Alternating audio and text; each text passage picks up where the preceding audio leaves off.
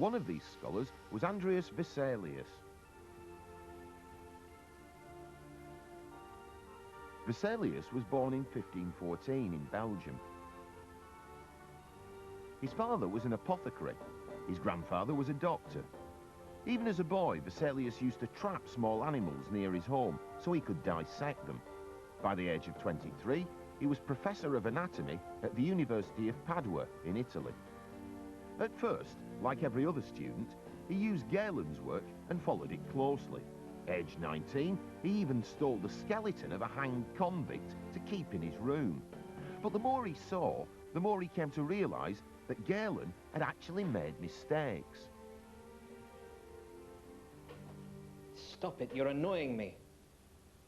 I know, and it's especially annoying because I'm right.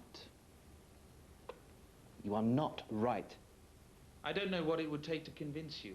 If Galen said we had 3 arms, would you believe him? He says the human jawbone has 2 bones. Now, the monkey's jawbone, I grant you, has 2 bones, but the human jawbone has 1. Look at it.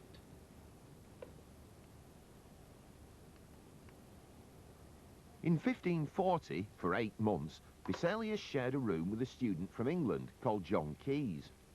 Keyes firmly believed in Galen's work and thought Vesalius was wrong to disagree. For Keyes, any mistakes in Galen were mistakes made by translators or copyists, not by Galen himself. I had a letter from Bologna this morning. They have another manuscript to show me. Definitely Galen. Just a scrap, 2 or 3 sides, but it's old. In Greek? In Greek, yes. Perhaps his original text. If I had money for every time you said that. I mean, I don't want to laugh, but this is just childish. We've versions of Galen in Arabic, we've versions of Galen in Latin, and everyone says 2 bones in the jawbone.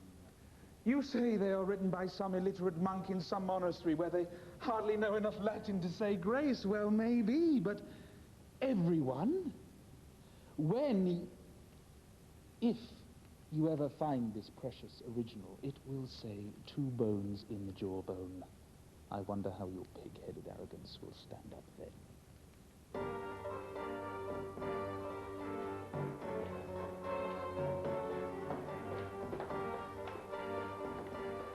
Perhaps Keyes was right to defend Galen. Galen had been copied and recopied in Arabic and Latin for centuries. Until now, no one had bothered to track down Galen's original Greek work. But Keyes' argument with Vesalius was more than just a disagreement about translations. Vesalius was asking him to question the faith in the ancients, which had been unquestioned for centuries. Galen was the authority.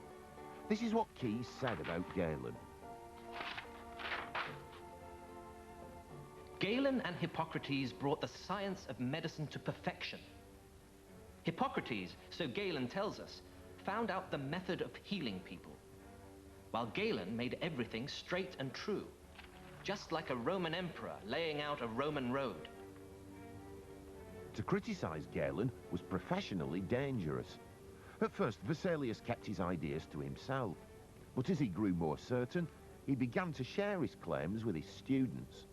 He said, from his reading, that perhaps Galen never actually performed a human dissection. He says Galen would only have learned bits of anatomy. The stomach he saw in Egypt, and when he was working as a doctor in the gladiator school, he would have seen some deep wounds. But for the rest, he must have relied on animals. And that explains his mistakes. But he spells out the differences between people and animals. The fingers of a monkey, huh? The knee joint. Yes, exactly, but you see, those examples you can see from the outside. You don't need to dissect. But when he writes of the kidney, and he says the left kidney is below the right, it's obvious he's talking about an ape. And because he did not dissect humans, he did not know that with humans it is different.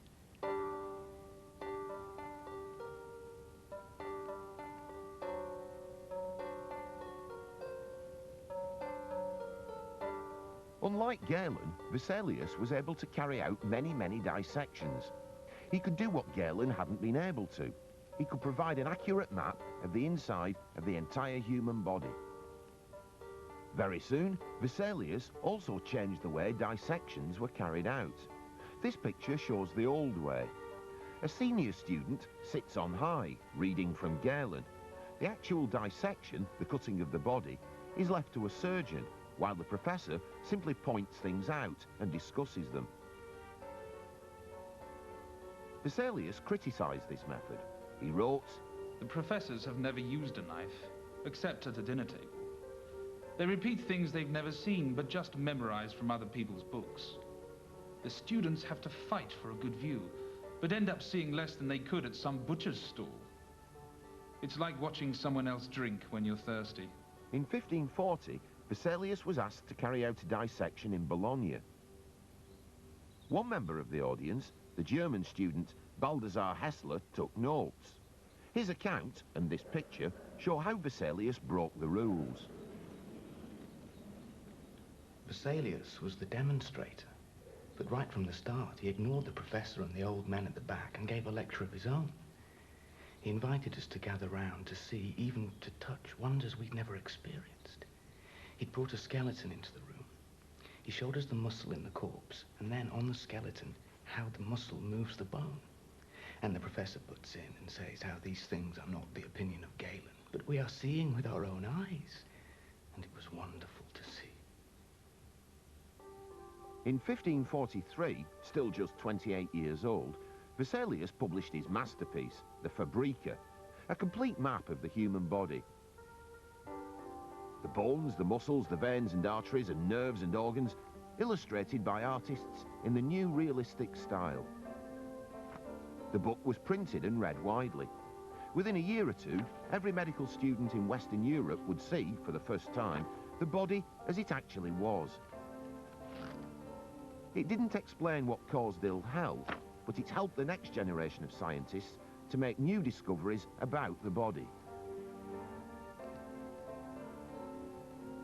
For traditional followers of Galen, the book was dangerous. Vesalius' old teacher, Gunther von Andernach, wrote that Vesalius should be punished by the emperor for the terrible things he was saying. But Vesalius won.